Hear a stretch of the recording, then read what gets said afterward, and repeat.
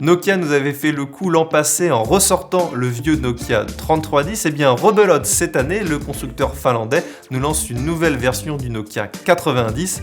Alors si ce nom ne vous dit rien pour le moment, sachez tout simplement bien que c'est le smartphone utilisé par Neo dans le film Matrix, avec le fameux phénomène de clapet sur le devant. Nous avons eu l'occasion de tester cette nouvelle variante au Mobile World Congress de Barcelone, et je vous propose de découvrir nos premières impressions dans cette vidéo. Tout comme sur le 3310, ne vous attendez pas à trouver Android ni même Symbian dans le Nokia 90.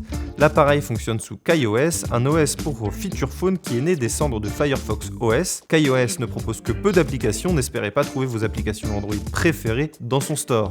Le 90 aura toutefois Facebook, Google Maps et même Google Assistant. Il aura probablement également Snapchat et WhatsApp à l'avenir, ce qui en ferait un parfait appareil pour ceux qui ont peur de casser leur terminal. Contrairement au Nokia 3310, le 90 est compatible avec la 4G et vous permettra de créer un hotspot.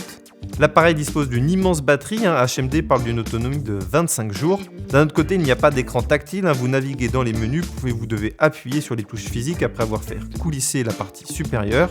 À l'intérieur, la puce 205 de Qualcomm, et avec ses deux cœurs ARM Cortex A7 et 512 Go de RAM, il est loin des standards du marché des smartphones, mais il est parfaitement intuitif et il fonctionne de manière fluide. Les applications disponibles pour l'appareil telles que Snake, qui est déjà préinstallé, ne posent aucun problème au niveau hardware. En parlant de Snake, l'écran de chargement me rend triste. Où est l'original Nokia ? L'appareil dispose de 4 Go de mémoire interne, c'est suffisant pour enregistrer de la musique ou quelques photos, mais il vaut mieux ne pas avoir trop de grandes attentes au niveau de cette caméra de 2 mégapixels à l'arrière.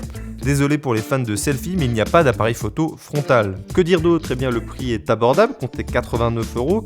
L'appareil est compatible avec la 4G et nous ne pouvons qu'espérer voir de nouvelles applications arriver. WhatsApp s'il vous plaît. Pour terminer, un petit mot sur ce côté rétro, puisque ce Nokia 90 est un nouveau chapitre de la success story de HMD et nous fait penser furieusement au film Matrix.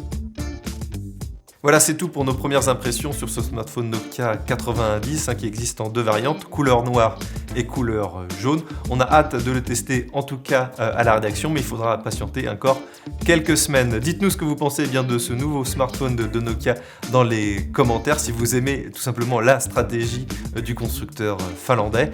On se retrouve de toute façon très vite pour de nouvelles vidéos liées au Mobile World Congress 2018. D'ici là, ciao!